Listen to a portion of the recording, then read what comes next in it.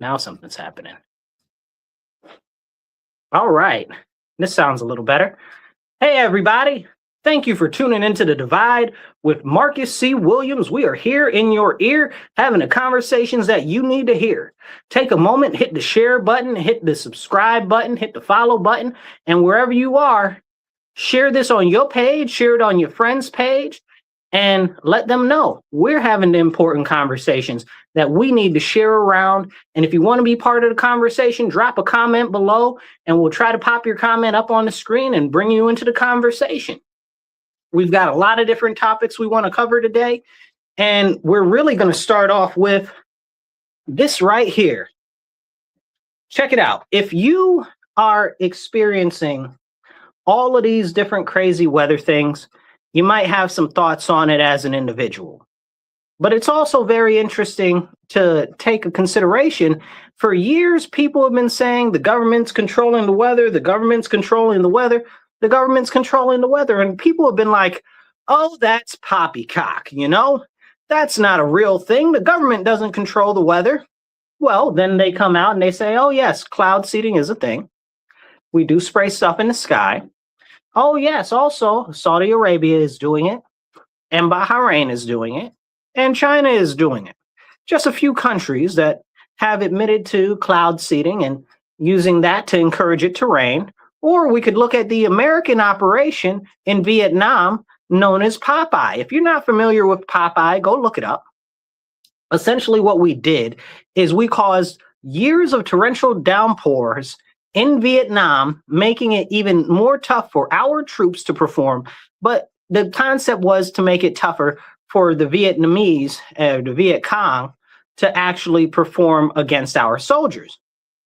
Now, I don't know if that helped us or if it helped them, or if it was just maniacal people sitting somewhere in some scientific lab and the people paying them behind the scenes, manipulating everything and just kind of mucking stuff up and about and just playing with people's lives like they often do. See, but when we see stuff like what happened in Florida, where they actually went to ban cloud seeding, we should start having a conversation. Because maybe the people that were saying that the government is controlling the weather aren't too far off from accurate. Maybe they're 100% right.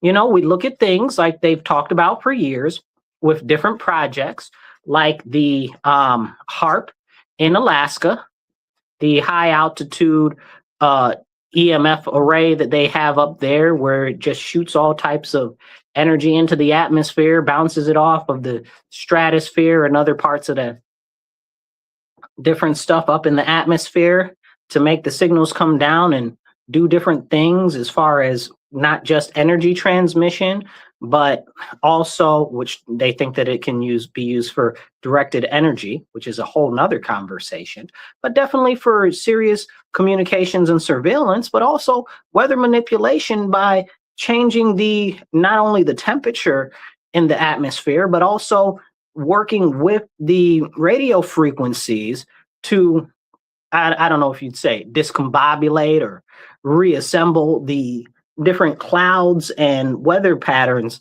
because a lot of what we need to have a conversation about is how our world is run on frequencies, right? Like sound frequencies, radio frequencies, everything is some type of kind of harmonic. That's why if you ever see throughout the history, you might every now and then hear about bells, right?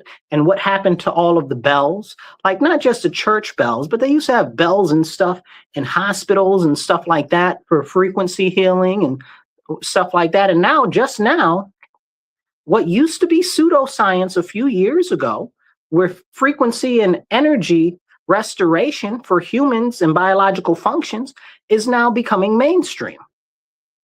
We've even got these things that they're coming up calling med beds that fire radio frequencies and different acoustic frequencies into your body to encourage it to heal itself. So maybe a lot of the stuff that we were told was false was actually true this whole time. Maybe a lot of it has been a grand manipulation against the people. And we're just really starting to find out now. And that's scary, right?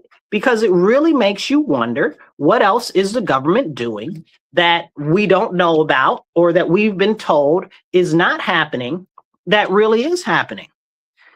Hey, I see you out there, Yusef. Thank you for tuning in. If you guys are tuning in, hit the like button, hit the share button. Even if you just drop an American flag in the comments, that helps the algorithm a lot. And definitely share, or even just wave and say, hi, I'm listening.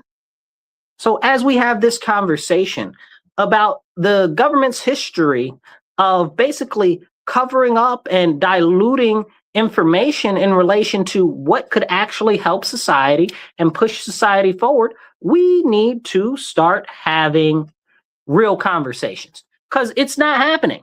It's not happening. Now, we know that there are over 5,000 patents that are being held by the government right now because they're considered a security risk to the United States of America. But really what we see with a lot of those things is it's not so much that they be a security risk to America, it's that they destabilize different industries, like the energy industry, or like the motor vehicle industry, or like any other number of industries. And then they wouldn't be able to make as much money. So some of it is about money, but also other parts of it is actually about the government's ability to control the people. Because why would the government want you to have cheap, plentiful energy, or even free energy? The government wouldn't want that. Why would they want you to have a car that could run 1,000 miles on 2 gallons of gasoline? They wouldn't want that. Why would they want you to have a car that's able to run on water, even though we know in other smaller countries that they have cars that run on water, like Colombia and Argentina and some parts of Cuba? There have been histories of people that use these little apparatuses that they create to help their car basically create a hydrogen fuel cell to run off of that from water. And we know this to be true. We know the science is sound, but for years they tell us that these things aren't real. These things aren't real. What's going on isn't happening. Oh, don't believe that. All of this is crazy, and that is crazy. So I appreciate you sending this out. Somebody said that they're sharing. Please share. I appreciate that. Yeah, so all of this stuff that's going on is really, really, really serious. And we have to have a conversation about what the government is doing, what the government is hiding, and what's really going on, right? Because how can we have a full conversation about everything that we're experiencing every day if we're not talking about what is the government doing? And I use that to start to lean in to, we have a whole bunch of scientists that have been going missing over the last year. Imagine that. A whole bunch of scientists that work for the government. Now, this is a whole even more concerning situation, right? Like, these aren't some guys in their basement twiddling with different things that might have developed free energy or 0 point energy, and now they're missing. These are scientists that are working for the government.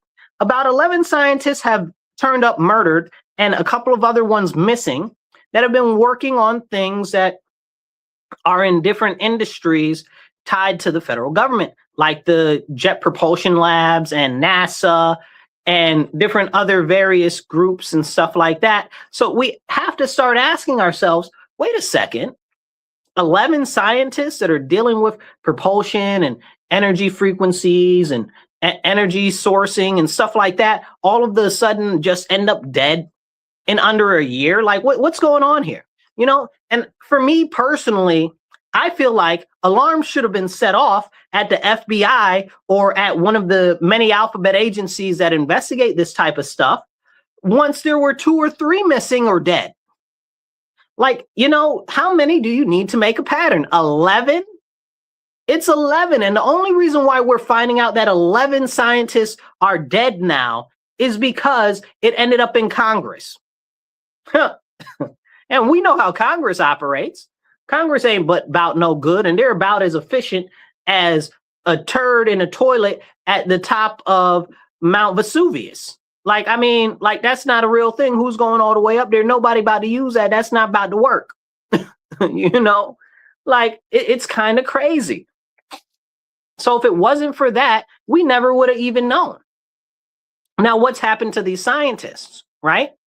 Were they murdered by another foreign country? Were they aiding and abetting a foreign country? Like, what is really going on here? These are the conversations we're not having. What were they working on? I'd like to know what those scientists were working on. Now, all of a sudden, they're all dead. And of course, they were working for various different agencies, but all just in similar type of aspects of things. And now the FBI, Kash Patel, I know a lot of you guys aren't so happy with him. I'm not happy with him. I like Kash Patel. At least I liked him, past tense. I'm kind of out on a limb with him right now because I don't see him arresting enough people that need to be arrested, which is a whole nother conversation for a whole nother segment. But when it comes to all of these missing dead scientists, what's going on? Is this a national security risk? Were they aiding and abetting our adversaries? Were they selling technology to the Chinese? Were they selling technology to, I don't know, Europe? What was going on with these people? Were they all working on different projects for the government that we don't know about, that they said that they were going to go public with? And the government was like, y'all not about to go public about nothing. And then they disappeared and dead? Like, is that what happened? It's kind of like how we know that the CIA and other different organizations and shady people in the military and stuff like that just kill off people, or make it look like an accident. The famous CIA heart attack or the CIA stroke of people that were relatively healthy, but now all of a sudden are magically dead. And I love my country. Don't get it twisted. Nobody loves my country more than I love my country. But the fact of the matter is that we should not be willfully ignorant of the way that our country operates or the history of our nation. That's one of the big reasons why I don't like these people out here pushing to tear down statues. I don't like them pushing to rewrite history or erase movies or erase things because it might make somebody feel some type of way or because they feel that it's racist or something like that, which is kind of crazy because usually it's some white people that say, oh, well, that might be considered racist or something like that. Who are you to have any say in what is considered racist or something like that? You know what I'm saying? Because for years, what we've had these white people that are pushing, oh, this is racist, that is racist. And normally people will say, oh, well, that's the leftist liberals and stuff like that. But it's more than just the liberals, right? Like it's people that are in power that are working on collectively rewriting the history of our nation so that they can just basically be like, oh, well, that never happened. And this has always been the truth. Like we've always been at war with East Asia. OK, if you're not familiar with what I'm referencing the book 1984, where they would always consistently shift and change history and rewrite history to the better benefit of the people in power, the party, Big Brother. And that's what we're witnessing in real time right now. You'll tell something to somebody about something that happened a month or two ago, and they're like, oh, no, that never happened. The news just showed the other day that this is what's going on. What are you even talking about? Like, I know I witnessed it. This happened, It's not, I forget what it's called, where you believe that something used to be a different way and now they're saying it's another way, and it's always been that, like the cornucopia with Fruit of the Loom. Drop what that's called in the comments. I'll try to pop that up. It's slipping my mind right now. But this is something that's happening actively right now. Right now. They're erasing history. They're erasing facts. Again, back to the bells for harmonic resonance and stuff like that, like we talked about in the beginning of the show, like all of the bells have been destroyed. Like you look at pictures from after World War II, where they were rounding up all of the bells and destroying all of the bells. You really have to start asking yourself, what was going on with the bells? Why were the bells destroyed? Like you really have to start asking yourself these questions. Like, who is rewriting history? They say the famous quote is, whoever to the victor, that's who writes history, The victor writes history.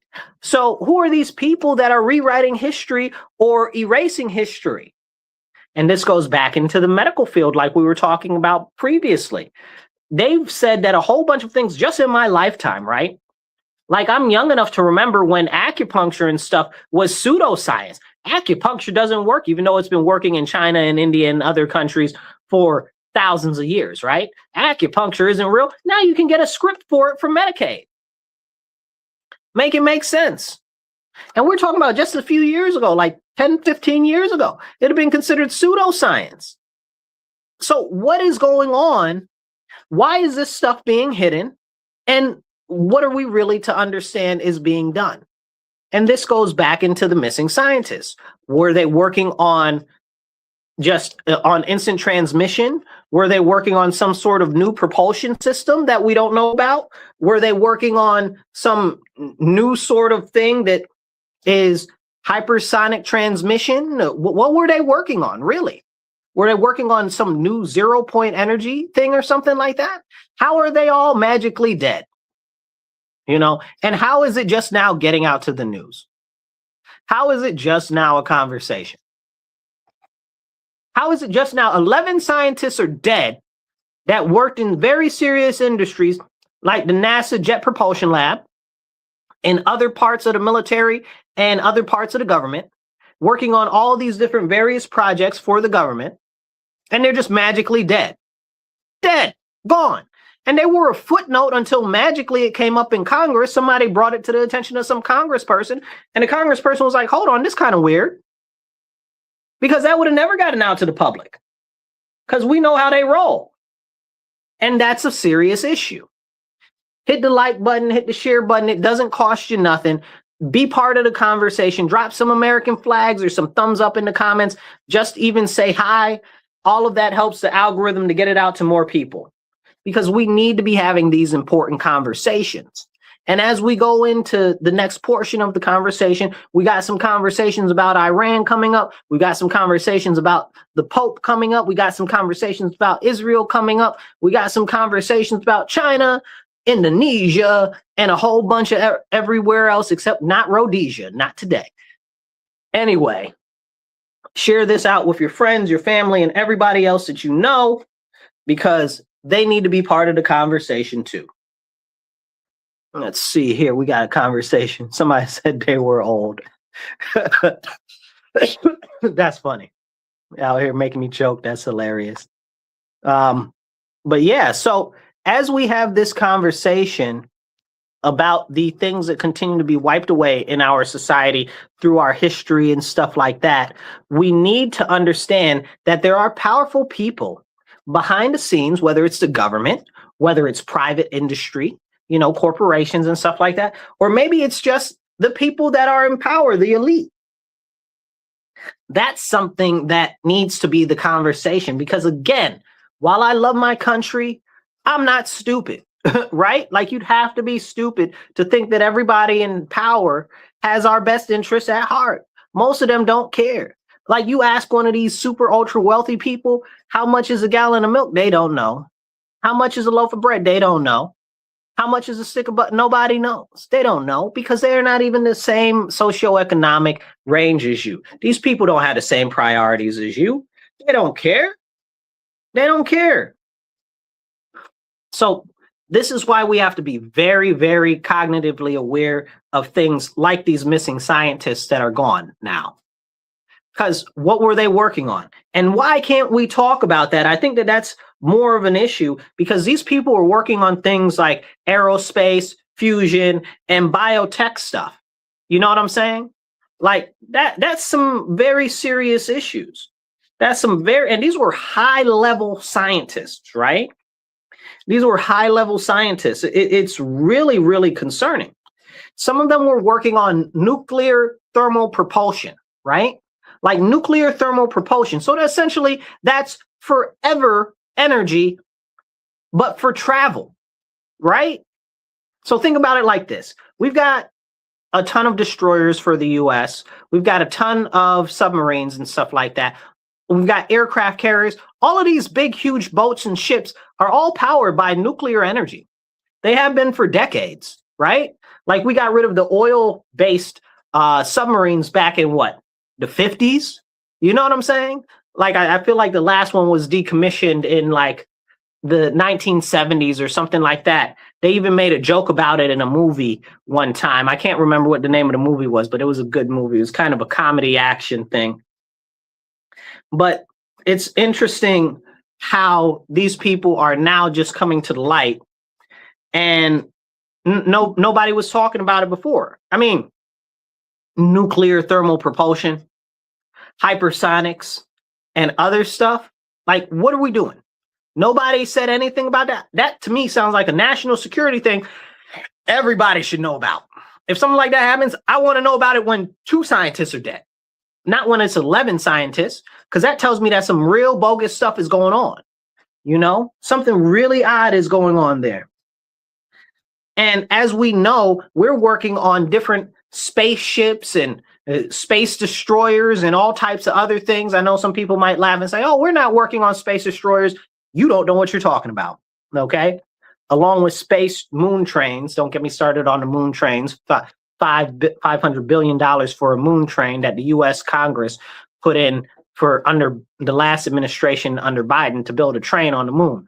We don't even have adequate air capabilities in the U.S. right now because they've let the airport and the air system degrade. You know what I'm saying? Like $500 billion for a moon train. I don't want no daggone moon train. You better send a spaceship up and a spaceship back down on that bad boy. You know what I'm saying? Why I can't hop across the moon. And I'm joking, but I'm also kind of serious. $500 billion. Man, please. But this goes to show you that the government is working on a whole bunch of different projects and things that we don't even know about going on. We don't even know that's going on. So when they say that these scientists have magically disappeared, we need to look closer into that. We really do, especially with the highly competitive nature of aerospace technology today, but more so than that, on space technology today. This is very, very, very serious. But I use that to go into the whole issue with the FBI in and of itself, right? I'm wondering who dropped the ball in the FBI, right? Like all of the sudden, and just now you're talking about it. I don't buy it. I don't buy it. It's a problem. I don't like it. And it's very kind of upsetting. I'm concerned that there's a lot of infiltration going on in the U.S. right now, and nobody's talking about it. We look at, again, speaking of the FBI, they just arrested this Iranian lady. Let me say this again. The FBI just arrested this Iranian lady that was trafficking guns into the U.S. and back to Iran and back and forth and through other countries, and she's Iranian. So, and she's got her U.S. residency. So we've got an Iranian gun smuggler in the U.S. smuggling guns in the U.S. and we're just finding out about it. Like we're just stopping her now. See, this goes into a whole nother conversation about how we should not be letting these people into this country to begin with. Stop letting people into this country. And I know a lot of people say, oh, well, don't stop letting people in the country. We need legal immigration. I don't want legal immigration either. I don't want it. You want to know why I don't want legal immigration? Because we let too many people in. We got so many people right now that we need to process for immigration inside our country right now. It would take 2 decades, 20 years for us to process everybody right now. And you talking about you want to let more people in? You know, and we keep seeing these types of things happen in Congress where they're like, oh, let's extend TPS for these people or those people. Oh, let's see if we can bring some more people over from China. 500,000 people they want to bring over from China as on student visas. I don't want no Chinese people over here. Are you kidding me right now? The CCP runs all them Chinese people that you be bringing over here. The Chinese require any Chinese citizen to owe allegiance to China. And we shouldn't have anybody in this country like that. Okay? You want to let them over here when really they're obligated. They are obligated by China to spy for China. They are obligated. And if you're not familiar with what happens if you don't spy for China, if you're Chinese or have family in China, they will torture your family on levels that you could not even fathom. I'm talking about when you say cut somebody to ribbons, I'm talking about they will shave your families up like they are shaved steaks, just cutting little slithers out of them little by little every day. I was listening to somebody that survived some of their torture, and they were like, what they would do is every morning they would dump them in a vat of poo water. a vat of poo water. So essentially what would happen is, you go in there, you're all right, but you keep getting dunked in cold poo water every single day. You start to get sick, you start to get weak, you start to develop ailments and stuff like that. What type of level of egregious torture that most Americans couldn't even fathom is that? Can we have that conversation? China is super evil. We shouldn't be letting nobody from nowhere over here. Are you crazy? Look at what they've done to Taiwan. Like, are you out of your mind? Look at what they're doing. And we're going to talk about Taiwan in a minute. But I meant to say Hong Kong. Look at what they've done to Hong Kong. Okay? Putting all of those people in there in jail and torturing all of those people and all of this and all of that. Now they're taking over Taiwan and South Korea through so-called diplomacy, but really they're putting plants in their different levels of government. And that's happening. And that's causing them to be more faithful and lean more towards friendship with China. And I use friendship lightly because all China is using is they're using them as a subversive option to subvert the government and to gain more power there so that they can slowly integrate with them more and more and more, just like they did Hong Kong. We need to wake up and understand the severity of what China is doing. But I want to take 2 seconds. We'll come back to China in a moment and remind you, you are listening to The Divide with Marcus C. Williams. And we are here in your ear on Rochester Free Radio, WRFZ 106.3 LP. We are here. If you want to help the show and listen to us on the radio, you can go to Patreon and you can go to Rochester Free Radio and you can donate on Patreon. If you're online and you want to help out the show, right there on either sides of the screen or down below, depending on how you're watching the show, which orientation. But yeah, man, pitch into the show. We help us make more episodes and stuff like that because we're sponsored by viewers like you. Our station stays alive by viewers like you, like that's kind of like what they say on public radio, but that's what we are. We are a small public radio station and we're trying to get more spread across the state and across the nation, and if you're watching online, hit that follow button and hit subscribe, drop some comments, be part of the conversation and share. That's the best you can do is share and get it out there because it doesn't cost you nothing. Now, let's get back into this lady that's over here in the U.S. That's an Iranian citizen that's selling guns in the U.S. So not like she's got her FFL license, She doesn't have a federal firearms license. She's out here running guns in the U.S., this Iranian lady. What is going on? Who is she giving guns to, bro? Like, do they have insurgents inside our country? Do they have sleeper cells inside our country waiting to pounce on us when they're given the signal? Like, what is going on here? And we need to be more alarmed about these issues because some people are like, oh, well, you shouldn't talk about this. You shouldn't talk about that. Who shouldn't talk about what? Don't tell me what I shouldn't talk about. That's wild. Like, we got somebody that we are actively engaged in a serious arc of military engagement with right now that's running weapons inside the United States. How did she ever get her residency here in the US? This is the problem. This is a serious, serious, serious problem. Now, as we talk about serious, crazy things, I got to blow my nose for 2 seconds, so please bear with me.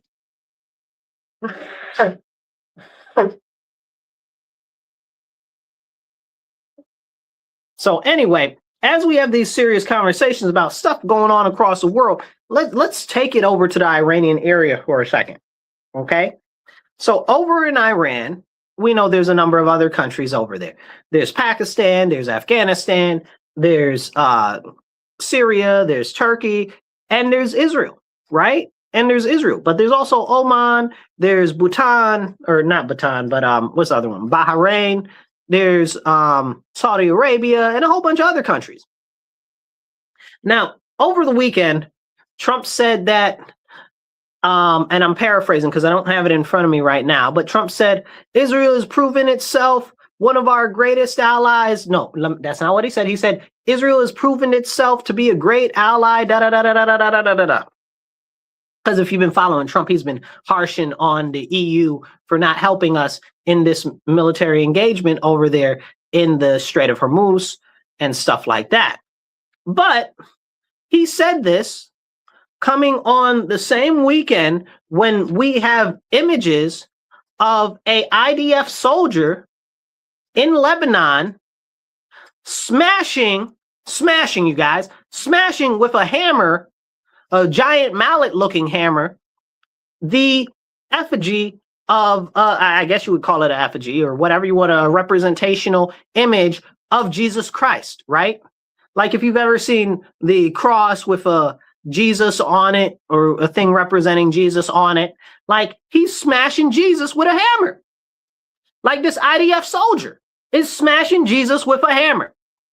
See, but that goes into a larger conversation of how Israel feels about Christians. And people be letting them play in your face like Israel's okay with us. They're our friends and stuff like that. Okay, let's separate Israel as a nation state and so-called ally. And I say so-called loosely because it's only when our interests actually help their interests, because they're more concerned about their own interests as a nation state and not about what the U.S. wants. That's why they killed up everybody in Iran. That's why we don't have anybody to negotiate in Iran. And that's why we're still over in Iran right now, is because of Israel. Okay, so you tell me they're our greatest ally or whatever, I'm gonna look you dead in your face and say you've lost your cotton picking mind, because Israel does what Israel wants for itself, which is good, right? Which is good, by the way. Don't get it twisted. I think Israel does a great job of representing itself as a nation state. I just want the U.S. to do the same thing that Israel does, okay? Because Israel do whatever it wants, and it tells America what? Like it punks us, okay? And that is a problem. Because we be out there, oh, well, it's our greatest ally. Are they, though? Are they? No, they're our ally of convenience. Let's be real. I don't know that the U.S. has a greatest ally, but if it was, it wouldn't be one that's killing the people that we're doing negotiations with. It wouldn't be ones that are forcing us into attacks because they're threatening to attack other people, provoking them, those other people, to launch attacks on our bases. Can we have that as a comprehensive conversation? You know? But to the bigger conversation there, Israel does not like Christians, period, full stop. They closed off the church of the Holy Sepulchre for Easter. Okay, they closed off the Church of the Holy Sepulchre for what do you call it? For Palm Sunday. Okay, they didn't close down the temples and the stuff for the Jews. Why didn't they do that? It's a security risk for the Christians, but not for the Jews. You make that make sense to me. Make it make sense to me. Okay, and they're taking and stealing the land from the church over there in the Holy Land. Go look it up, okay? Because I don't got time to cover it the way that it really deserves. And I know people are going to have a lot of mouth about it. Don't believe me because I'm saying it. Believe me because I'm telling you now. Go look it up, okay? Now, talking about this issue of how Israel doesn't like Christians, and I don't know why we have to play like they do, okay? They've got the IDF soldiers over there destroying statues of Jesus.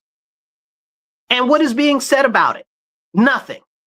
Nothing is being said about it.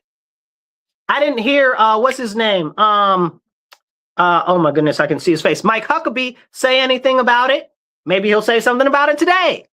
But I didn't hear Trump say anything about it. Trump, are you going to say anything about the IDF soldiers destroying the statue of Jesus? Huh? You going to say something? Or are you going to let them take another poo on Christians like they've continuously been doing? Can we talk about that? Okay, our greatest ally, my hindquarters. Okay, this is a problem.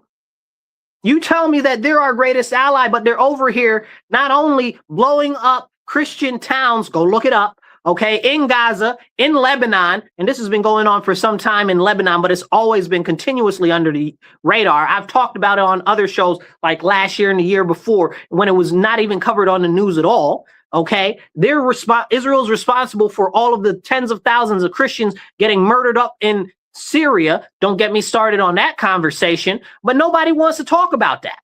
Nobody wants to talk about that because where is the accountability for this country that's supposed to be our greatest ally? If they're our greatest ally, we need to be able to hold them accountable for what they are doing to the Christians. Everybody wants to get out there that's all in power right now and say, oh, well, we do have a heritage of Christianity in our nation. Then do something and say something to protect and stick up for Christians. And then half of these people out here running around call themselves Christians, call themselves Catholics, won't stand up for Christians. Make it make sense to me. Then they want to side with the enemies of Christ? Huh? These people hate Christ. Don't play in my face like they like Christ. They don't believe in Jesus. Their whole religion, especially when it comes to rabbinical and Talmudic Judaism, is against Christ on a high level, not on a low level. They spit on Christians over there. Like, are we really having a serious conversation? No. And this isn't me talking bad about them at all. Never that. I'm not talking bad about them. I wouldn't dare talk bad about them. I'm stating facts. I'm stating actual facts. Go look it up. We got some comments coming in. Let's see the comments. Don't say nothing too wild because I will not put it up there. Somebody says Israel doesn't want peace. Well, Israel doesn't want peace very simply because it's profitable for them to have destabilization in the area that are their neighbors, right? Because what happens as they destabilize their neighbors, like Lebanon, they take parts of Lebanon and incorporate it into Israel. As they destabilize things like Gaza, they take parts of Gaza and incorporate it into their country. We saw the same thing in the Golan Heights. We're seeing the same things in parts of Syria. We see it going on in Jordan. But can we have that conversation? Go look up Greater Israel Project. Okay, go look that up. Okay, people like that's not real. It definitely is. And honestly, again, I'm not mad at them, right? Because do what's best for you, right? I'm not mad at them. But for us to willfully disacknowledge that this stuff is going on and this stuff is happening, it's crazy. And for somebody to be like, oh, well, you can't talk about, who says I can't talk about what? I can't talk about reality. I can't talk about facts. You understand what I'm saying? I could talk about the US all day long. I could talk about Europe all day long. But the second that I talk about another country that's doing stuff that's against the interests of either Christians or against the interests of the United States of America, then it's a problem. Somebody's got to make that make sense. And again, I don't have a big issue with what Israel does when it goes to Israel, because I recognize that the people that are in power are doing what they can to stay in power and take more power for their own nation. But when it comes to interference in what the U.S. needs to do for what's best for the U.S., that is a conflict. When they are going after Christians, that is a conflict. And we, as Americans, need to speak up. Okay? That's serious. Somebody says the IDF rules, the USA rules. Well, that is very true. The IDF, very clearly, the IDF is a very strong and capable military force. Nobody should ever try to take that away from them. But again, their continued attacks on Christians are highly problematic. Highly problematic. Their destruction of churches is highly problematic. Their attacks on Christian villages is highly problematic. Okay? We're not talking about the stuff that they're doing to Muslims. Okay, we're not talking about anything they're doing to secular people. I'm talking specifically about Christians, okay? So these are serious, serious issues. Somebody said, imagine a country so great that even the ones who hate us refuse to leave. That's what America is right now. This goes back into the conversation about the lady that was from Iran that's over here, that's out here trafficking guns. I'd like to know who she was trafficking guns for, where the guns were going, and if we should be concerned about terror cells in our country. Because we know we should, right? Because speaking again of the Middle East and Iran and stuff like that, they are in bed with Hezbollah, right? Hezbollah had training camps in Venezuela. We know that. Hezbollah was training the cartels in Mexico. We know that. These are things that we know, right? Then under Biden's open border policies, how many of those people came into our nation, right? And now y'all telling us that we can't get rid of these people. If it's up to me, everybody's gone. Everybody. We have too many people here that didn't come in the right way, that now they're talking about we need to keep them here. I don't want them here. And I'm sorry, I don't want TPS extended for anybody either. They just recently pushed to extend TPS for Haitians in Congress the other day. Now, that was in the House of Representatives. I don't know if it's gone through in Senate yet. I haven't heard about it going through in the Senate yet. I hope it doesn't go through. Now, for myself, I was saying that they need to extend TPS to the Haitians way before anybody else was. I was very upset that they weren't extending the TPS to the Haitians originally because we killed their president. Yeah, we did it. It was the United States. The United States, probably the CIA. We had a wet work team that went in there that was tied to the CIA that took out their president, cut his head off, put it on the bed. The whole crap. Just look into the story of what happened to their president, bro. Like, it's wild bananas. Now they got a guy over there that's cannibalizing people. That's one of the largest warlords over there, barbecue, and all types of other crazy stuff. Like, it's crazy what's going on in Haiti. But I still don't think that we should extend TPS for them. If we want to extend TPS for them, we should be taking over Haiti. I fully support taking over Haiti. Don't get it twisted, okay? People say, oh, America's an imperial nation or whatever the case is, Don't lie to me. Don't lie to me. That's a lie. America is not an imperial nation. I wish we were an imperial nation. I wish we were going out taking territory and taking lands and incorporating them into the United States for the greater benefit of the United States and the citizens. That's not what we do. We don't do any of that. Don't play in my face. So when we let all of these Haitians stay over here, okay, it's a problem. It is a very, very, very, very serious problem.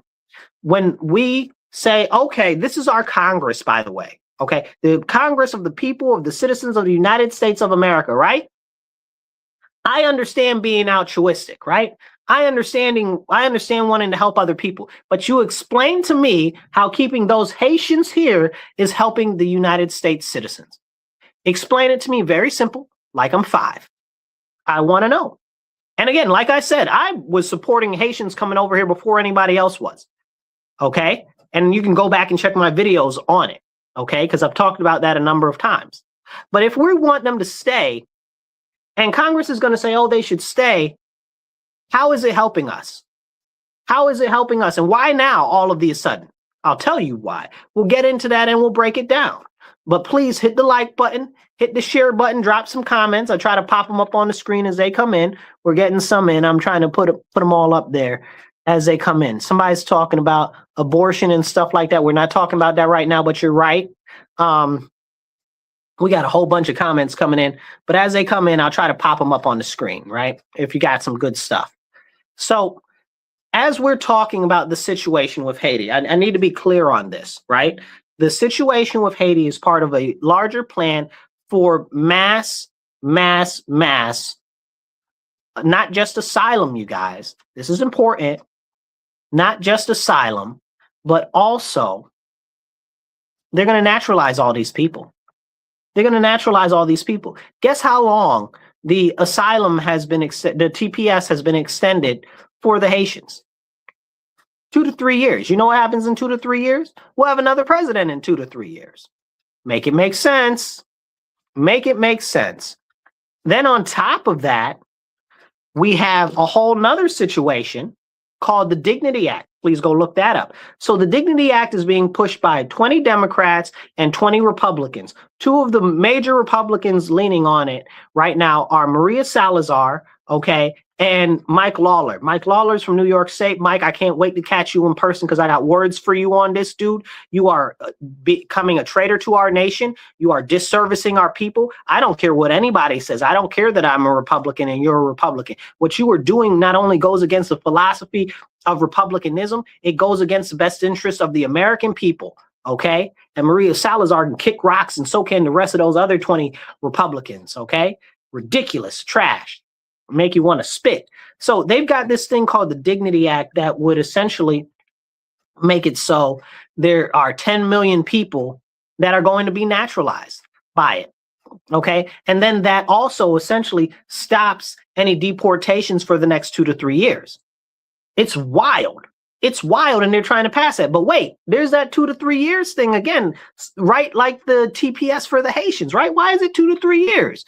Because in 2 to 3 years, Trump will be out of office, and they're anticipating either a Democrat president or somebody that is softer on the immigration situation than Trump is, or they're figuring that have been here so long by then, they can just make the case for them to be able to actually stay now. We need to stop this now. You know what else is coming up soon that we need to have a conversation about? A census. And we know that places like New York State and other states have lost massive amounts of population. Okay, a lot of blue states have lost massive amounts of population. So that means that they'd be redistricted and that they would have less House of Representative members, which means that they would have less power in their caucus, which means that all of these people moving to these different Republican states and red states and stuff like that, those states would have more power. This is why the Democrats do not want the question of citizenship to be on the census. And we need to have a very serious conversation about that, because all of this stuff is tied together. It's not like this stuff is happening in a vacuum. It's not like this stuff is happening independent. And it's really kind of crazy. It's so disgusting, it makes you want to spit. And I'm going to spit right now because I'm just disgusted and fed up. This is the problem. Right now, what we are facing in our nation, these people that are pushing this sympathy and this huggy, kissy, lovey-dovey stuff for all these foreigners and illegal aliens are traitors to our nation. I'm going to say it again. Everybody that is pushing this sympathy and is pushing asylum and is pushing expanding TPS and expanding things like naturalization and giving citizenship and mass amnesty, all of those people are traitors to our nation. They need to be brought up on capital offense charges for treason because they are acting against the best interest of the American citizens. Full stop. Okay? Full stop. This is very, very, very serious. Very serious. It is an abomination against our nation. And this is what people need to understand. We got to get it together. We got to. Because if we don't stand up now, they're going to erase us. You know, people are like, oh, the great replacement, they're replacing white people. They are not replacing white people. They are replacing all Americans. You understand what I'm saying? You think that they're just replacing white people? You've lost your mind. They're replacing all Americans. Wake up. Hit that like button. Hit the share button, hit the subscribe, make sure you're following, and drop a comment, even if it's an American flag or just a, hey, I'm listening, or I like your show in the comments. All of it helps the algorithm. So what these people are doing in our country to try to give mass amnesty, to try to incorporate these other people into our nation, to make us more dependent on them, is bad for us as citizens. This is why you've got people like Vivek Ramaswamy or Rona Cohen or whatever, however you say his name, the Indian guy that's a Democrat, Cohen or whatever. Drop his name in the comments. Y'all know who I'm talking about. Him and a number of other Democrats all talking about, oh, heritage Americans don't matter. Like what? Heritage make you, if you're a heritage American, that doesn't make you more American than anybody else. You sound crazy outside your mind. These are the same people that have been fighting to erase our history, like we were talking about in the beginning of the show. You think that they're trying to get rid of our history for no reason? If they can get rid of our history, they can get rid of our lineage, our ties to the land, our claims to the land, and rewrite all of history to make it look like everybody else that was here was always been here. It's the same way they try to say, oh, well, immigrants built our nation. Lies. Lies and deceits. Immigrants did not build our nation, right? You had the settlers help build our nation. You had the slaves help build our nation. Then our nation was built, and then the immigrants came, right? Then you had the industrial age, okay, hasten after World War II, right? And who built the country during that time? The freed people, the freedmen, right? Look up the Great Migration. That's how my family ended up in New York State. Look up the Great Migration. Okay, the freedmen built this country. The settlers built this country. Stop telling us immigrants built this country. You understand? Now, immigrants may have had a part in the fabric of our history in this country, but to say that they built our nation is purposefully and intentful to steal away rich American heritage and steal away from those who have long American lineage.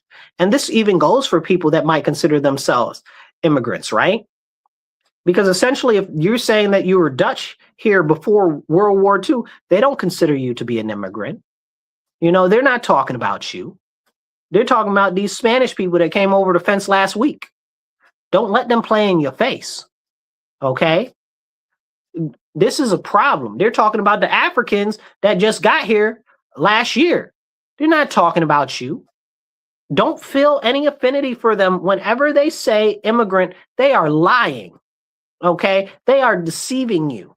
They are trying to say, oh, well, you know, everybody's got family from other countries. No, man, stop. Stop. Don't listen to them. You're being conned. That's what they want. They want you to feel affinity for these people that are taking resources from our country as they dilute our country, our culture, our way of life, and the American language, which is American English. And now they want everybody to speak Spanish. I'm completely against it. Now, if you're Italian, or if your family's Italian, or if your family's Irish, and you go back some decades in this country, you may have had family that's like, yeah, you don't speak your historical language from your country outside. You learn English. You learn English, right? Like I know a lot of you guys have had that experience, and this is something that we need to talk about. Well, why was it like that? Because they wanted people to integrate, and now they don't want you to integrate. They don't want you to integrate at all. This is a problem. Thank you, Joey. I see you there. I appreciate you. Somebody said you're clapping. I appreciate you too. Thank you. So this is what they're trying to do. Your family had been here and they told you, they said, no, you need to learn to speak English. And you shouldn't even really be talking our language outside of the house. The same thing happened with Germans, right? So Germans in the US, in my area, we had a lot of Germans in our area, Germans and Dutch. Okay. And if you have family that traces their lineage back to Germany or the Netherlands and stuff like that, you'll hear the stories about that, right? Speaking of which, did you know that Sojourner Truth spoke Dutch? Yeah. So she spoke Dutch. If you don't know who Sojourner Truth is, go look her up. Excuse me, I gotta blow my nose. But yeah. This is serious business. What we've happened is we've had these people that say, oh, no, they don't have to speak English. Our country is a melting pot of all of this and all of that. Look, man, I don't care nothing about the melting pot, right? I want these people to come in, melt in the pot and become part of the pot, not make all these extra additional flavors in the pot that don't go along with the daggone soup. Okay? Stop adding poo to our soup. That's what you're doing. Okay? This is the problem in our nation right now. We've got all of these people that come over here. They don't want to integrate with our nation. They don't want to integrate with our society. So they're like, oh, well, you should conform to us. I saw this young lady, I guess she was speaking in Texas, because Texas has a big issue with Indians. I didn't realize until a couple of years ago, Modi, the prime minister of India, went down and did a huge thing when Trump was running for office. And there was like millions of Indians down there. I didn't even realize there was that many Indians down there. And somehow a couple years ago, like last year, I woke up and Indians were in every branch of the government. I was like, this is a problem. I didn't even realize they snuck up on me. And if you guys know anything about Indians don't integrate very well. Okay, they keep to themselves and they kind of do not, like, you don't see interracial marriage with them. Not that I'm encouraging interracial marriage. I'm not very big on miscegenation at all. So that's a whole separate conversation. But I'm just saying, as an example, they don't really do other things with other people and stuff like that. It's very rare, right? You really kind of got to be third generation Indian American to really start to get involved with other things and stuff like that. But I saw this Indian lady, okay, and she's talking about, oh, well, you know, Indians don't push their religion on other people and stuff like that. That's making an assumption that all Indians are Hindu like her, which they're not. That's not necessarily. There are Indians that are a number of different religions, including Christian and Muslim and a number of other different smaller religions as well. So don't forget Buddhism and stuff like that too. So she was talking about how, oh, well, people shouldn't be promoting fear against us and stuff like that and blah, blah, blah, blah, blah. Why not? Why not? You want to build these giant temples and stuff like that. You want to make all of these things in this country different for yourself so you feel more comfortable instead of integrating into our society. I feel like a giant 400-foot statue of a Hindu god is not integrating into society. I feel like that has nothing to do with the United States of America. I feel like that is antithetical to our nation. I'm just saying. And when I say feel, I'm just really trying to say it in a nice way. I know for 100% fact that that's what it is, right? That's exactly what it is. Okay. And again, like I said, they do not integrate very well at all. Okay. That doesn't take away anything from their capabilities or anything. I'm not talking about their country or anything like that. I'll let other people do that. I don't have time for that. I actually have a kind of a positive look on India, except for their push for digital currency and what they've done over there. If that's tragic, that's a whole separate conversation. And the way that it's just a lot of dirty poo and stuff over there. That's a whole nother conversation on how they need to go back to their country and fix their own country, you know. But if they want to integrate over here, that's okay, you know. A lot of them do speak English very heartily, and that I'll give them credit for, which is different than a lot of other groups.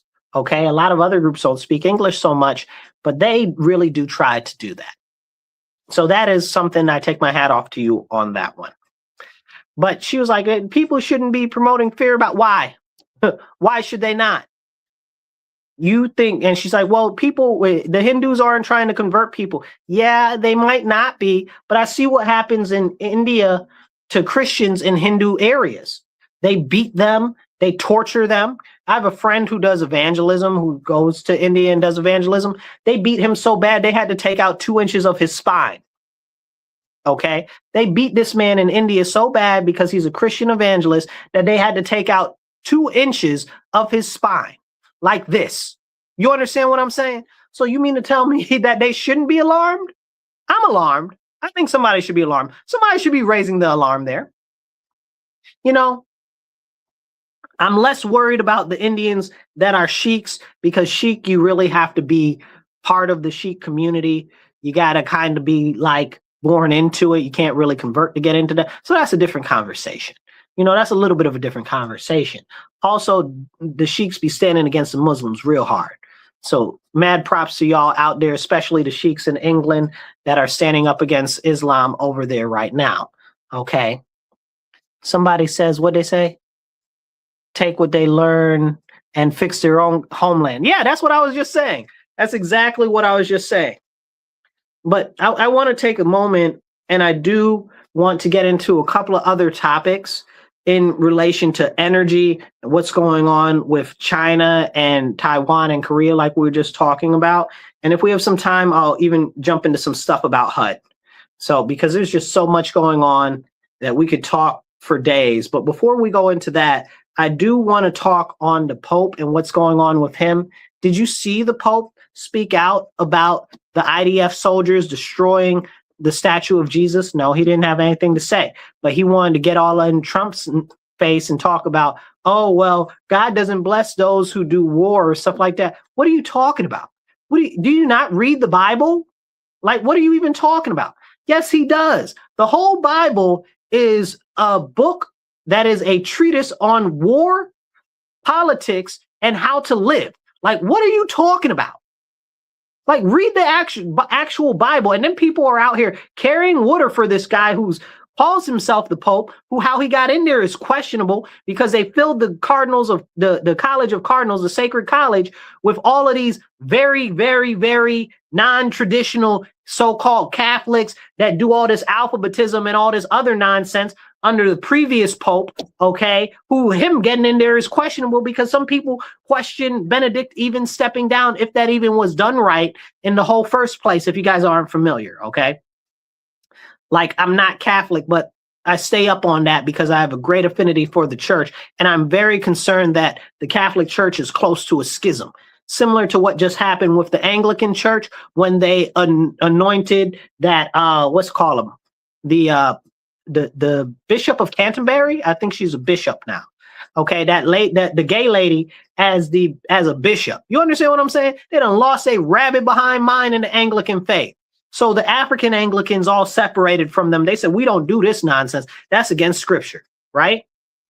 But did we hear the Pope say anything about this, what's going on right now? No, he didn't say nothing, but he said to Trump, oh, this and all that. And then people get mad at Trump for saying anything back to him. Like the Pope is the end all and be all, and he's infallible and all of this and all of that. The Pope isn't infallible, but he's going specifically and directly against scripture. The Pope is going against scripture. Like, we're not talking about something that is questionable, if that's in scripture or not, or it's something that could be tradition that's not in scripture. No, directly against scripture. But more than that, he's going against tradition because he's going against the church fathers. He's out here saying stuff like, oh, we should all live in love with the Muslims. What? What? The stuff that our early church fathers, like John Chrysostom, I can't even pronounce his name right. It's spelt weird. Saint John Christopher, go look him up like that and you'll find his name. It's like John Chrysostom or something like that. I'm not, go look him up. Love that guy. Fantastic. Okay. But him and all of the other church fathers and stuff like that, you should see their commentary on the Muslims, or you should see their commentary on the Jews. You understand what I'm saying? Speaking of which, Saint Christopher has a good one, a good homily about the Jews. Go listen to that. But these people are our canonized saints. You understand what I'm saying? Talking against what the Pope is currently talking about. How dare you, bro? The audacity. Then you over there talking about you're the whole high holy see and you're putting Muslim prayer rooms in the Vatican? Are you on drugs? Are you high? Or are you kissing the devil's feet at night? I'm starting to ask questions. Somebody made a joke on one of my posts the other day. They said those exorcists that just took a trip to the Vatican, maybe they need to go back because they didn't finish the job. And you know, and the Bible warns about stuff like this. It really does. I don't want to dive too deep in that because maybe we'll do that next episode or an additional episode on the page. So make sure you hit the follow and subscribe. But people forget that the Pope is also a king, right? Like, he is the king of the Vatican. The Vatican is its own country, and it has a king, and its king is the Pope. So we need to understand that very often when the Pope is speaking, he is speaking as a head of state, not necessarily for the body of Christ. Okay? And his prerogatives do not always align with what Scripture tells us. So as a matter of fact, just to be very clear, let's start with the 10 Commandments. I'll touch on it briefly because I want to go into some other things. We talk about the 10 Commandments. You know, it says, people be like, oh, it says, thou shalt not kill. It doesn't say thou shalt not kill. It says, thou shalt not murder. Murder is unjustly or against the innocents and stuff like that. That is murder. Okay? Killing can be righteousness. And can be done righteously. And in many parts of the Bible, it says under certain circumstances, you are supposed to go out and kill people and go to war with them. So what are you talking about? Okay. Look at David or Solomon or all these other kings in the Bible that we have as our predecessors that are out here praying for the downfall of their enemies or victory in battle, or the whole thing with oh my goodness, what do you call it? It'll come to me in a moment. It'll come to me in a moment. It's slipping my mind. The story where they had too many soldiers and God was like, no, you got too many soldiers. I want less so people will understand that I am the God of all gods, the host of hosts. And I'm the one who can make something out of nothing and nothing happen out of something.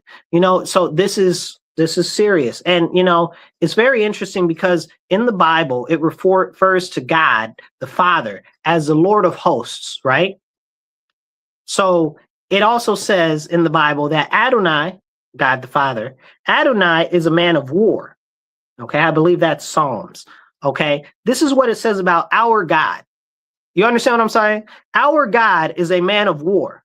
Okay, not of this passive PC poo-poo, foo-foo nonsense. Okay, like where does that come from? It refers to him very often in the Old Testament as the Lord of hosts. Okay, of the Lord of the heavenly armies.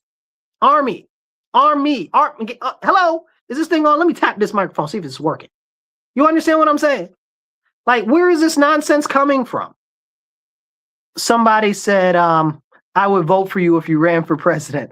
I appreciate you very much. That means a lot to me. Let's see. We got some other comments in here. Let's see. It says, what's this say? It says, right. The Islamic countries try fear mongering with ISIS and other terrorists, and the Hindus have very subtle way of what they're doing, joining the RSS. Oh, you going deeper into the conversation.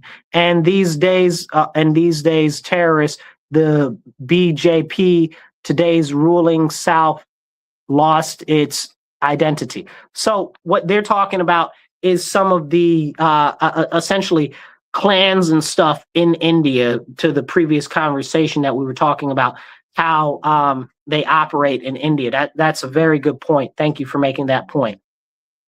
And the fact that they're also part of political parties. So that's important too. Like, they've got religious political parties that are in power right now. And the BJP is very, very strong Hinduistic party. That's Moody's party, by the way. So then they've got a whole bunch of other stuff with the what do you call them? The Gandhis and all types of other stuff, which is a conversation for another day. But yeah, let's see what else we got here. All of these conversations about the Pope and stuff like this, it's very important. And I think I want to be very clear, right? And I'll get to some of these other comments in a second. Hit the like button, hit the share button. It doesn't cost you nothing. It takes 2 seconds. Subscribe, follow, and share. Okay, and drop some comments down there. As you drop the comments down, I do my best to pop them up on the screen and let you be part of the conversation. So talking about the Pope, my biggest concern is and has always been the unification of the body of Christ, right? I've seen in my whole life how the body has become more disunified, more disharmony, and everything like that. So what I am very much so concerned about right now, like I told you, the Anglican Church just recently split. We had the Methodists, they split because they wanted to start making women priests and stuff like that. So they split. We had the Southern Baptists almost broke up over a similar thing, talking about making women priests in the Southern Baptists. What was that, 2 years ago? Okay. But these aren't even the least of things. We got churches running around putting up like the Universalist Church, which isn't even Christian. Okay, I don't know what they are. Pagan idolatry, nonsense, trash, garbage, Satanism. Okay, I'm talking exactly what I said. I stand by everything I just said about the Universalist Church. That's why it's a Universalist Church, because they just accept all types of crazy nonsense, talking about they Christian. Y'all not Christian. Y'all serve y'all ruler, who is the father of lies, the devil. Because y'all be out there putting out all of this alphabetism, all of this social justice nonsense. And this goes for all of those other churches that are like that too. And real Christians need to start standing against these heretics and standing up and saying, no, these people are not teaching right. And Christians need to grow a backbone. Right now, we need Elijahs and not these passive PC, foo-foo, con people that are so soft that they wouldn't bust a grape if a grape hit them in the head. Like, this is serious times. We need to be rebuking these people publicly and harshly. Okay? Scorn and ridicule is needed. Why? Because that's what they're doing to us. And how have they gained so much power? Because we won't stand up. Everybody's out here talking about the Muslims. Oh, the Muslims are doing this. The Muslims are doing that. How'd they get like that?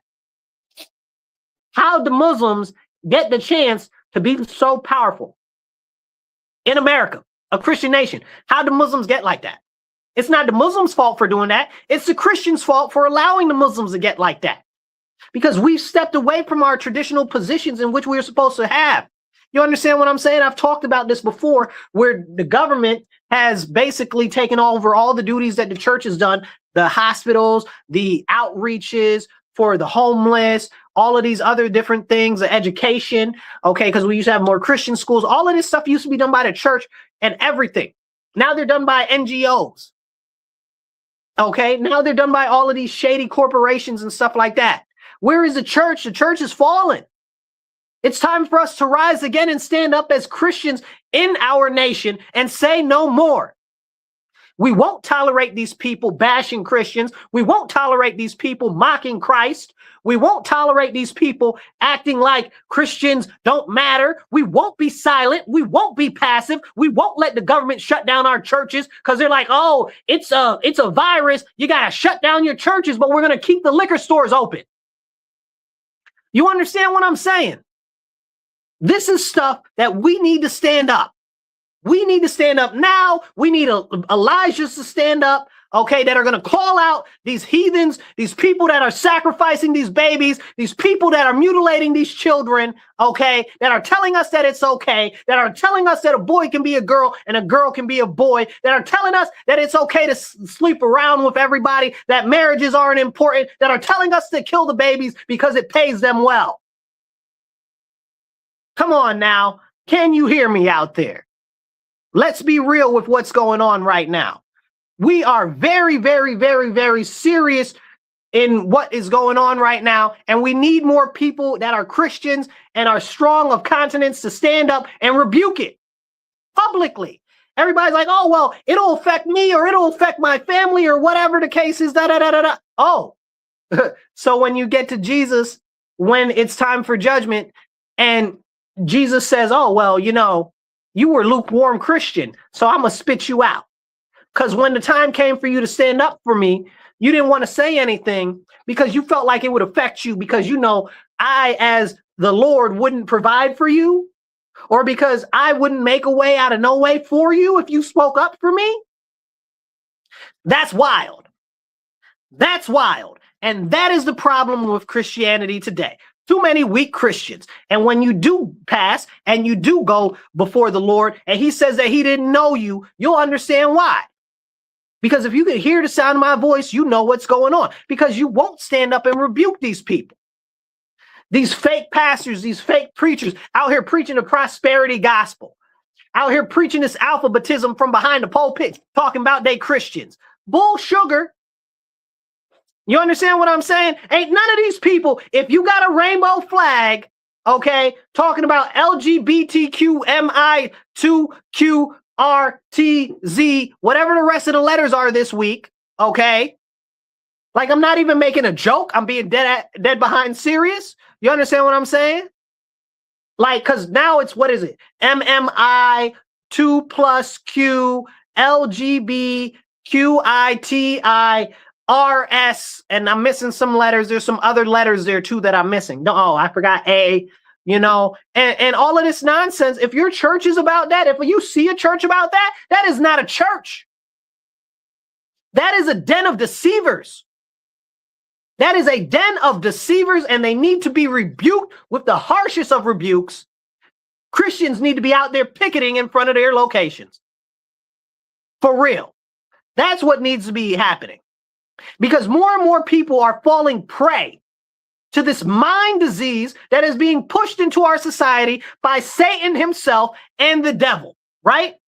Now, I take Satan and I take the devil as being two different things completely. Satan, Lucifer, you know, sometimes they say that those things are different and the devil is something different completely. But I believe that the devil itself is not an actual creature. I believe the devil is a miswriting of the evil, because you know they used to put letters and then apostrophes. I think that's what happened. I think it's a misappropriation of the word. I think it's supposed to be the apostrophe evil, the evil, right? Talking about all of it collectively, right? The means of which Satan and Lucifer are working in the world together to push this evil, the evil, because it's all working together to the greater goal of the debasement of humanity, of pulling humans away from Christ and destroying our civilization. When will you stand up as a Christian? Let's see. Somebody said yes. I can't read that. That's too small. Sorry, guys. Sometimes it doesn't make it easy to read. What's this say? This says, why are you preaching about Jesus? But I can't see that. Why is it so small? I don't know what it's talking about. It's sorry. Some of these things are too small Somebody says the church is falling because more people are seeing through lies. So that's not why the church is falling. People aren't seeing through lies. People want to be comforted by these soft foo-foo things that feel good and make them feel good. They want to feel self-justified. They want to feel self-righteous. They want to feel like they're a good person, but they don't want to take any responsibility, any culpability. They don't want to take any introspection and look at themselves. You look at the story of one of my favorite stories is the story of the adulterous woman. They always get the story of the adulterous woman all wrong. They tell Christians we're not supposed to judge, but the whole Bible is about us judging righteously. Okay. It even talks about the whole, you'll know people by their fruits and all of this and all of that. So the story of the adulterous woman is very important because people will get it twisted. They'll say, oh, see how Jesus said that you shouldn't judge other people. That's not the message in that story. The message in the story is he says, who is without sin cast the first stone. What he was teaching there is that all of these other guys that are over here talking about they about to stone this woman to death are guilty of exactly the same thing that she's guilty of, but they're not condemning themselves to death. So what it is saying is don't condemn others for the exact same thing that you're doing yourself. Okay, without holding yourself accountable as well. This goes into, I want to say it's Mark and it's also Luke.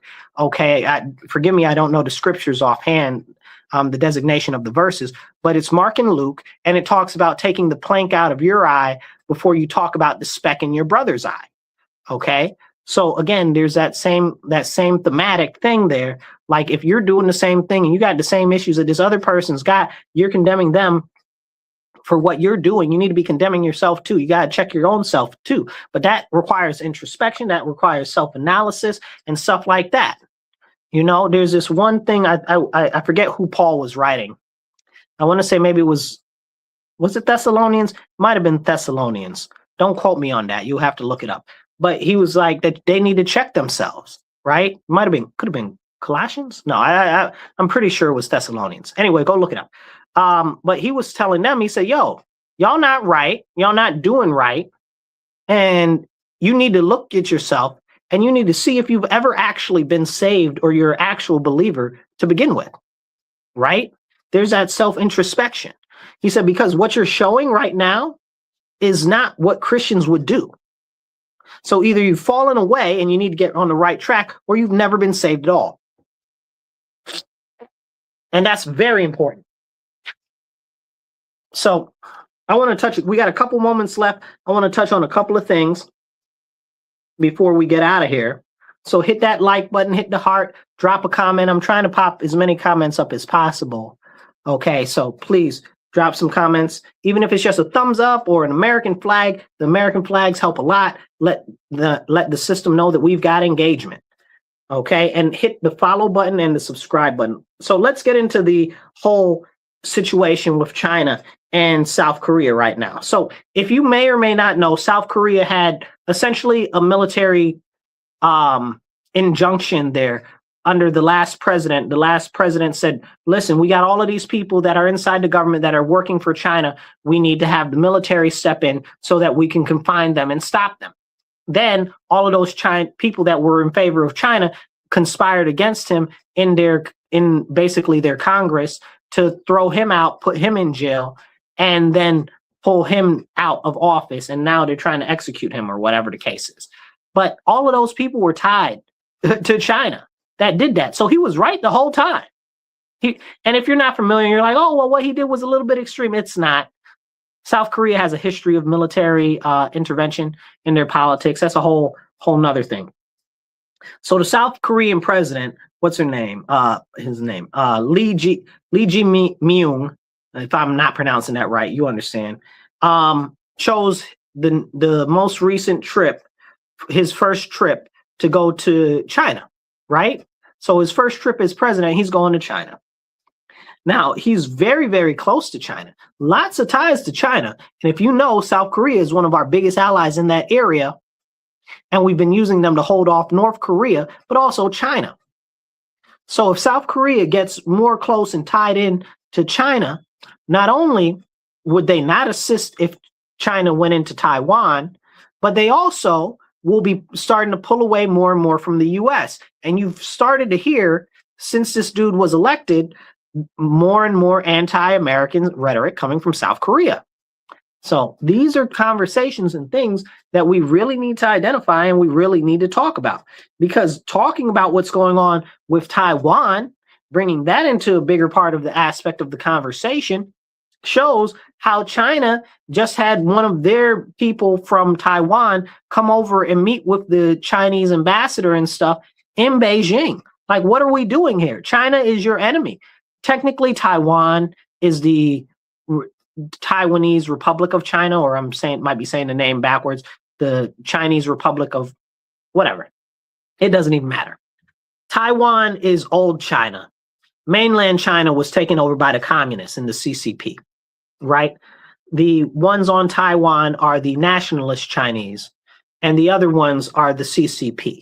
So that's a very important conversation when China's like, oh, we're going to force reunification. And the reason why the nationalist Chinese are on Taiwan now is because of the US.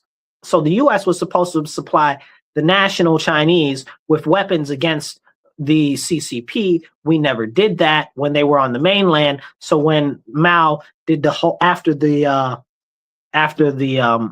whole bloody march that he did, go look it up, and everything that was going on with that, they pushed all of them back to Taiwan. The whole thought is that they'd regroup on Taiwan and they'd retake the mainland. That never happened. So that's where they are right now. And that's an important concept so you understand better what's going on right there. But China's been preparing more and more and more to go into Taiwan. They're doing tons of drills, more drills now than ever. Now they're starting to partner with the different groups, like I just said, for instance, with South Korea. And this is a problem, and with the people inside the Taiwanese government. So they're real close. They're real close to either overthrowing it internally or launching a military engagement there. But that's why the US is doing a lot of what it's doing on the world scale right now to tip the balance away from China. So for oil and for heating and cooling, we talked about that briefly earlier. That's why the US is going after Iran, Venezuela, Guyana. You don't know about Guyana, but go look the oil deposit up in there. That's a whole nother conversation. We could probably do a whole episode on that, but go look that up. And we're essentially reworking the way that the global hierarchy goes for oil and natural gas. And if we can control that, we can control China more and more and more and strip their ability to launch any type of real serious attacks against anybody else. We might even be able to, luckily, hopefully, topple their government. But we'll see. So we've got a couple of things I wanted to talk about and close, but we don't have a lot of time. So right now, the Department of Energy is working a lot to push nuclear energy in the United States. And that's a very, very, very important thing that's going on because we need more energy. I know a lot of you are seeing the continued rise in energy costs and stuff like that, and it's starting to get real bad. But that's because of poor policy that has been over-investing in things that do not provide equal energy generation, like the solar panels, like the wind turbines and stuff like that. Those might work in some places, not in all places. And that's part of the series that needs to be part of the conversation. So we've got a lot of stuff going on right now that's coming up that can be positive, but we have to see what the government is doing, be attentive to it, and we also have to see where we can benefit so that we can help support the things that are going to be beneficial for the US. And we can stand against the things that are not going to be beneficial for the US. Because at the end of the day, it's about our citizens and it's about what we can do to better our citizens, just like they just reinitialized a contract to start a new refinery in Texas, which is like one of the first refineries in over 50 years. We need more gasoline and petroleum refineries in the US so we don't have to be dependent on everybody else and we don't have to worry about that type of transportation into the US. So we're booming right now. Let's make it go even further and let's look into the nuclear energy and see what else we can do. I appreciate you guys tuning into the show. Thank you for listening to The Divide. We'll catch you next week. Thank you guys for listening online. If you're listening online, please hit that like button and the share button and get the message out there. We've got a lot of other content that we'll be putting out over the next couple of days. So make sure you're subscribed and following. And if you're not on the YouTube channel, go to the Marcus C. Williams channel, okay, and subscribe. Now, we put out an episode of this once every week. It's Monday, 2:30 to 4 p.m. If you want to support the show, either side right here or down below, okay, we've got Venmo, Cash App, PayPal, however you'd like to help support the show so that we can do more episodes and get more airtime.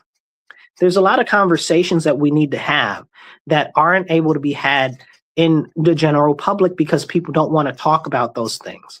There are a lot more segments that I'd like to do with you, but airtime does cost money, and it does cost my time and energy to try to put everything together. So we really could use your assistance in supporting the show, and we're working on getting the elephant in the room back up. We've got our first set of guests coming up soon, and we're just setting up a day for us to start doing those interviews for the elephant in the room. So again, if you're not following the channel now, make sure you follow and subscribe and hit that notification bell, because we got some great episodes coming up soon with that. We're going to be interviewing quite a number of very interesting people. So stay tuned for that. The elephant in the room will be making a comeback in 2 weeks. So I'll catch up with you guys later. Y'all be blessed and be well. And remember, stand up, speak up, and don't shut up. Take action.